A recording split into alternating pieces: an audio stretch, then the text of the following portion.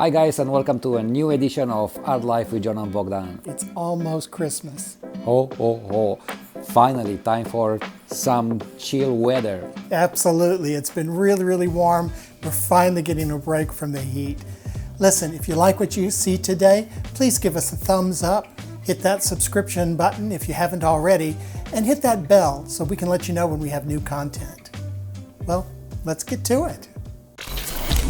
Hi, I'm John, and this is Bogdan. Join us on our journey as we figure out how to earn a living as artists, introduce you to those we meet, and share what we learn along the way. So it's December again. It's not only December, it's Bogdan's birthday. Today is my 47th 47. Happy birthday, love. Thank you. And it's coming with little surprises, a little arthritis on my shoulder, a little tendonitis on my arm because I'm trying to prove that I'm still young, and I somehow hurt myself. Old people, what are you gonna do? But for my 47th birthday, because it's such a weird day, it's cloudy and Kind of cold. We decided to go for a road trip to Round Top, Texas. Because that's the only place we go is Round Top. Yeah. I love it. Where would you go? I mean, is the next You know, it's place like, to go in our proximity? yeah, I mean, if you want to go someplace more interesting, it's too far for a day trip. But this is perfect for a day trip. And there's really, if you go in any direction. Plus, the car is still new. Now the radio works. It used to be dead for a long time. So yeah, Good day out. let's get explore.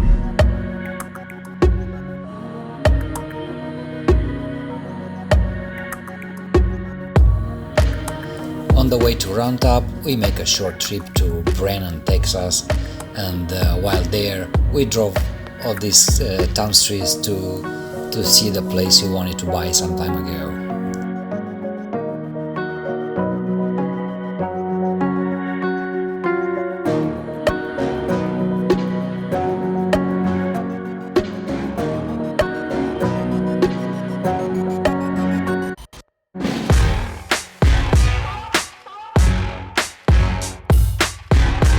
And finally we got into the Round Top, and while here we got to visit our friend at the Round Top Antique and Design Center.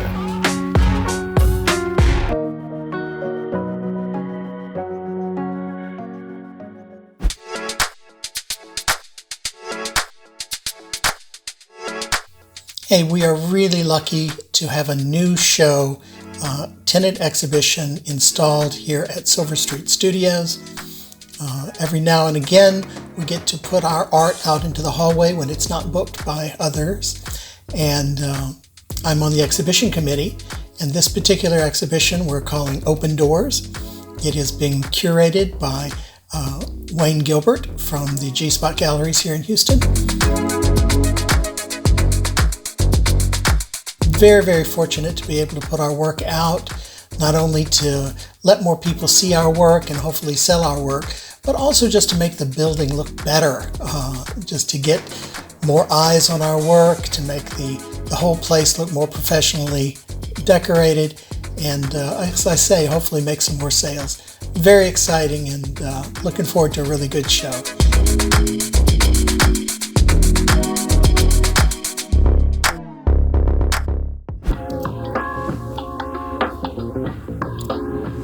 So here I am again trying to work a commission for a guy who fall in love with those big sculptural pieces I put together some time ago, and he stopped by the studio, look at them, wanted to buy them, but the sizes weren't right, and basically said, you know, I really love the concept. I'm interested in kind of a 40 by 40 piece. Is there a way you can work something for me? And I haven't promised anything. I said I will try to do something, and here I am putting together one of those sculptural pieces 40 by 40. And so far so good. I apply all kinds of texture over the paper. I want to clarify that this is a work on paper basically. The base color is blue, so I cover it up with blue first, and then gradually I'm going to work it out into a more decay-like texture wall.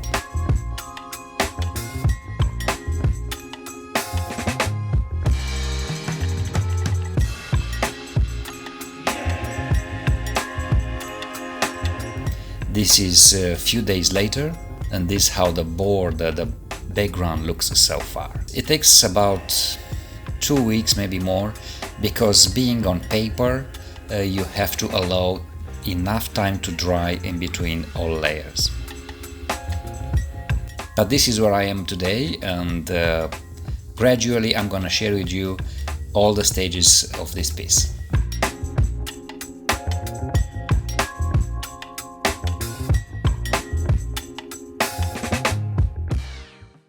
So we both have been selected for the Dreamscapes exhibition here in Dreamer Studio for the month of December and January. My piece is La Solitude. It's a new piece, 2022. It's an alternative photography and acrylic. And what's yours? Concentration, one of my Ponca Marga. Ow, that hurt. Ow. Now that shouldn't be on the video, not this episode.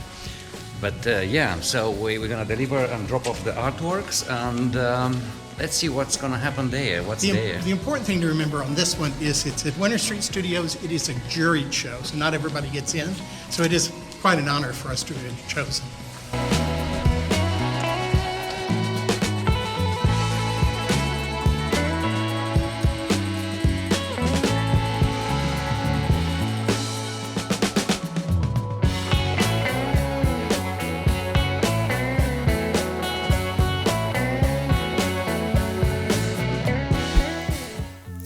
You know, we show a lot of us doing things at the studio, going on trips, interviewing people.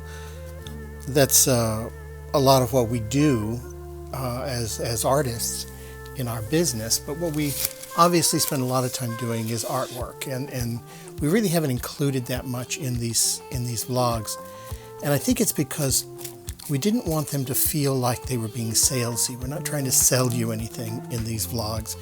We're just trying to share what it's like to be an artist, what it's like for us to be artists, because every artist is going to be different. So what we thought we'd do is start to include some of our actual work. I mean, this is what we do for a living, and so we thought we'd include it. Here's a piece that I've been working on for a long time, not because it's very intricate or very difficult, it's just that I haven't really given it enough time. And so I'm working on this.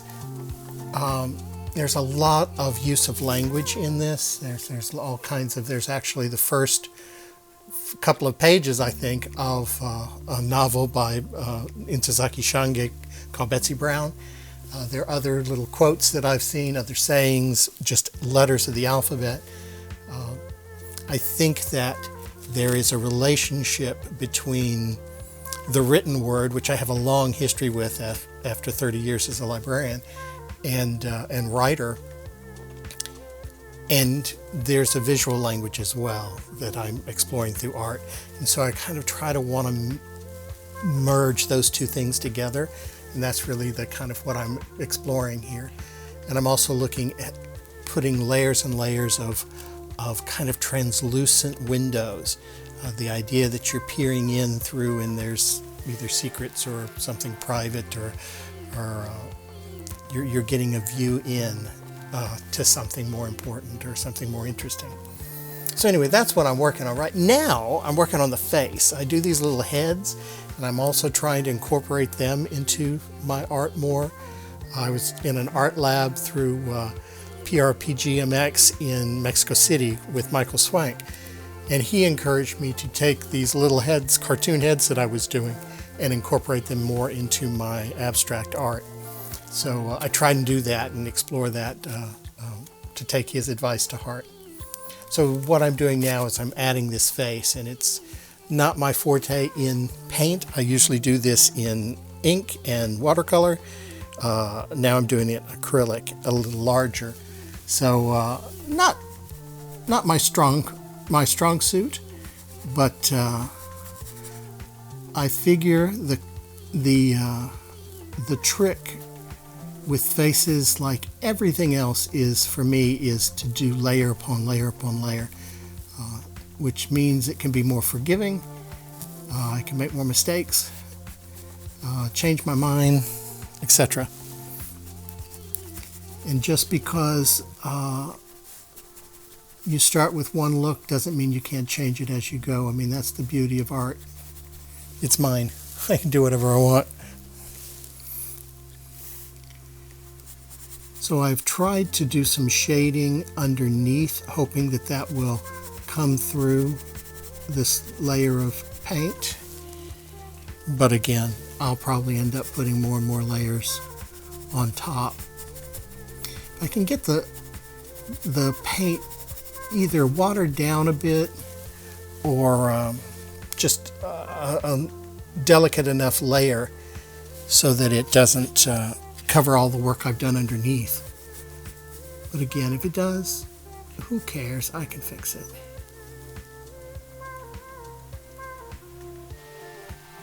And these faces are nobody in particular.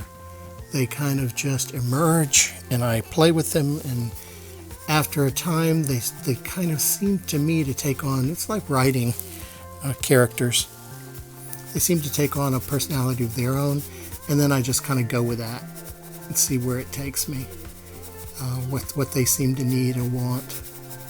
And that sounds really weird unless you've written, because very often I start off with a character, and that character just morphs into something I had no idea it was going to do.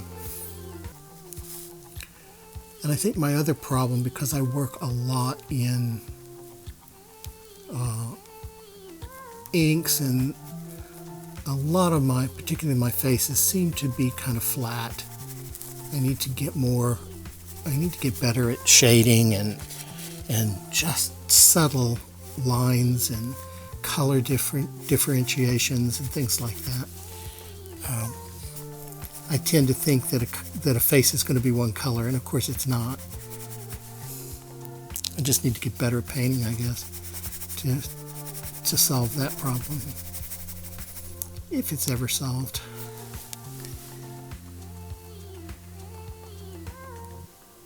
Okay, the charcoal underneath is coming through, which is great. Just what I was hoping.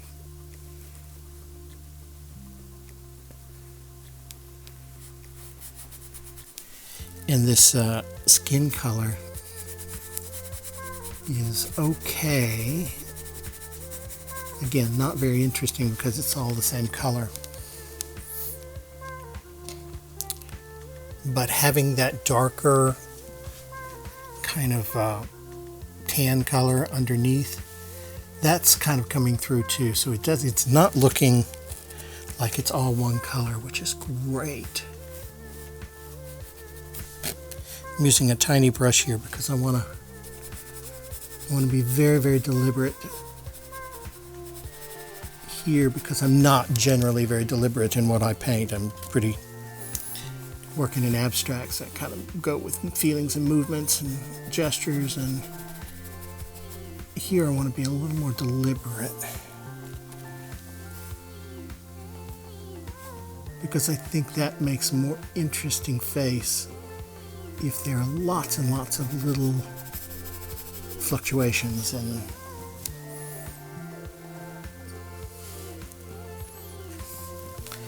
anyway, I think this is going well.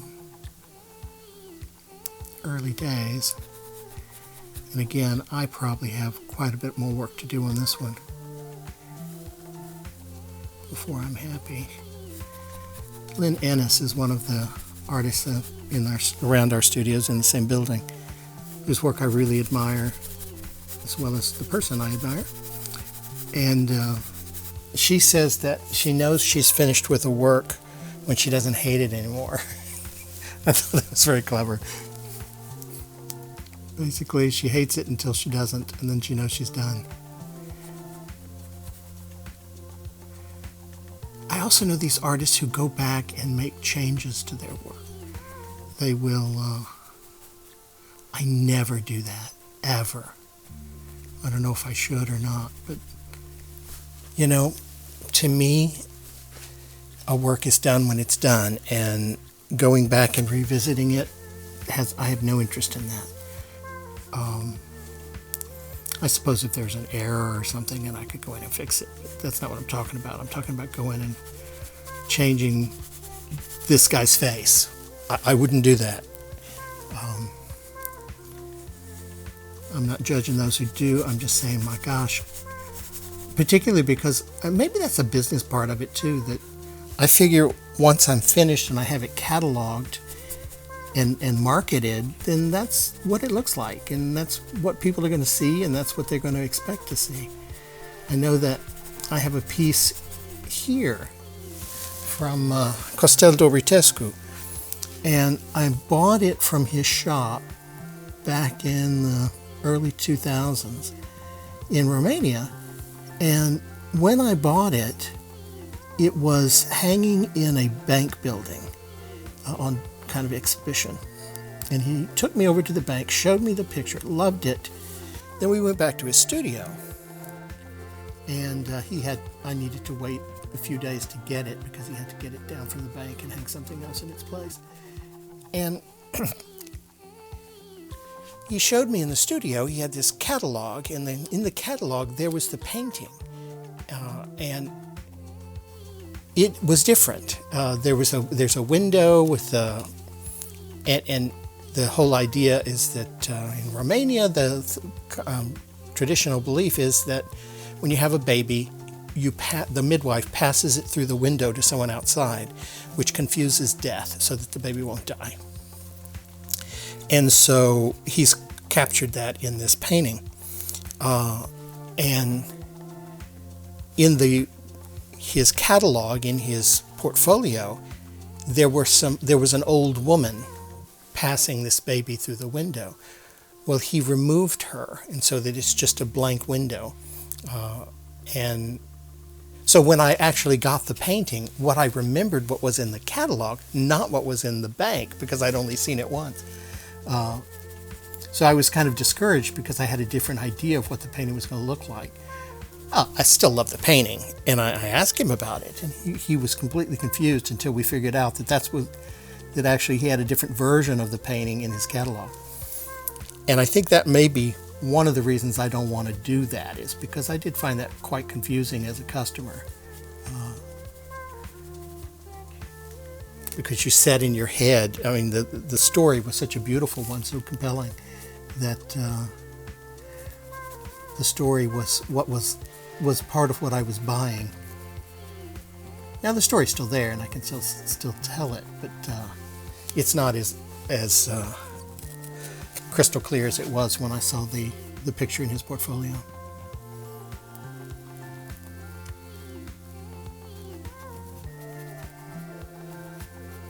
Anyway, I'm going to crack on. This must be pretty boring, so I'm going to crack on, and I'll catch up with you guys pretty soon. On the road again, huh? Yeah, our second trip to Round Top this week. We're really, really fortunate that we met with the manager at the Round Top Antique and Design Center, Katie Mitchell. And Katie was nice enough to ask for Bogdan to bring in some work that she might consider putting into the store. But this is not an overnight developing relationship. Right. We've known her for quite a while, and I think that makes a difference, don't you? Yeah. We opened the conversation some time ago, and we always got to see her every time we go to Round Top and discuss more and admire more and get some ideas and, listen to whatever she has to say. And listen to her advice And recommendations, recommendation, what works and what's not working, what is the price range, because at the end of the day, just like us, she needs to sell. Absolutely, and it would open up your art to an audience that would never come into our studios. So I mean, it would be a great win to get something in there, even if you're not making huge amount of profits at the beginning, just to get noticed and get accepted, so that you can bring in more stuff. And I don't expect much. I got a variety of work, not a lot, just for her to understand and select whatever she thinks may work in the store. I mean, we get people who are interested in fine art coming through the studios, but this is where the designers go. This is where the interior designers and people in that design world go. And not only, I go there to get some inspiration as well. You don't generally buy art; they do. So yes, I have several sculptural pieces, about 2 of them, on the low range. What do I have? I have some very Texan-like photography, good. like the cinemas, if you remember. I have the large magnolia flowers, because I think it's a perfect place to have a magnolia flower. That store would handle something like this, very beautiful. And I got one of those geometric floral leaves I worked out some time ago, if you remember, the square one. First of all, it's the season, and it's kind of it's a beautifying sort of photography, and she may like those too, but we'll see. Any acceptance is a good acceptance. Yeah, absolutely. So wish us luck. We'll keep you on the road. Okay, guys, that was a big success. Let's lower it for a second. I'm super sweaty. It's so hot because it's December. Of course, it's December. Hot. Why would it not be hot? And I show up here at the design center with several images, fully aware that they are going to curate 3-4 of what I brought. And actually, Katie took almost everything, except one that was similar as the other ones. I said there's no need to have this many in this series.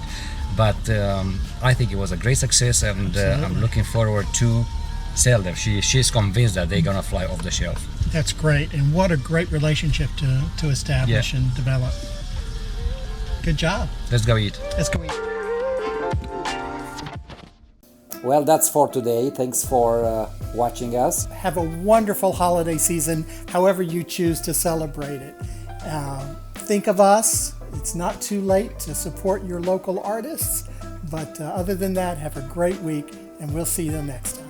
Bye, guys. Bye now. Hey, guys. Welcome to a new edition of Buburuza Productions.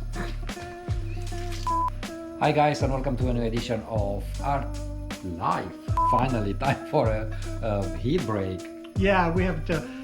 Okay, a heat break doesn't make any sense. If you like what you see today, give us a thumbs up, hit that subscription bell. It's not a bell. Hi guys, and welcome to a new edition of Art Life with John and Bogdan. Hey y'all, it's almost Christmas. And time for a damn... for a f***ing... Oh God.